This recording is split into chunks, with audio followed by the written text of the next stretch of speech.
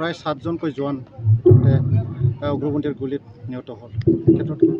এইটো দুৰ্ভাগ্যজনক আৰু ভাৰতৰ প্ৰধানমন্ত্ৰী হয়তো তাৰ ওপৰত ইতিমধ্যে মন্তব্য কৰিছে, মুখ্যমন্ত্ৰীও কৰিছে। মুখ্যমন্ত্ৰী মোক নিৰ্দেশ দিছে আমাৰ বৰমাৰ পৰা যি স্বৰ্গীয়াৰী তেওঁ আহি আছে 5:30 বজাত ডেড বডি আহিব। মই এইটো ৰিচিভ কৰিবলৈ গৈ আছোঁ অসম চৰকাৰৰ হৈ। মণিপুৰৰ উগ্ৰপন্থীৰ হাতত মৃত্যুবৰণ কৰিবলগীয়া হ'ল এজন চিঅ' আৰু তাৰ পৰিয়াল আৰু এজন আছাম ৰাইফল জোৱান বৰমাৰ পৰা। আৰু এই ঘটনাৰ ওপৰত আমি অসম চৰকাৰৰ হৈ মই খুব গভীৰ দুখ প্ৰকাশ কৰিছোঁ। আৰু মৃতকৰ পৰিয়াল তেওঁলোকলৈ গভৰ্ণমেণ্টৰ চৰকাৰৰ যিটো নীতি বা নিয়ম আছে সেইমতে সকলো ধৰণৰ সহায় সুবিধা সুযোগ দিয়া হ'ব।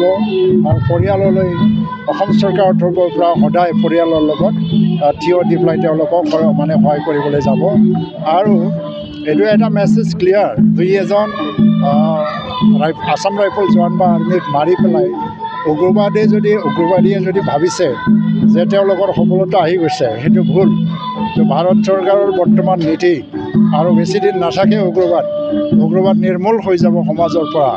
আৰু এইকাৰণে এই অঞ্চলত শান্তি স্থাপন কৰাৰ ক্ষেত্ৰত উগ্ৰবাদীসকলে যদি আজি আগবাঢ়ি আহি সহযোগিতা কৰিব বিচাৰে, এইটো এটা গল্ডেন অপৰচুনিটি। চবেই আলোচনাত আহিব লাগে।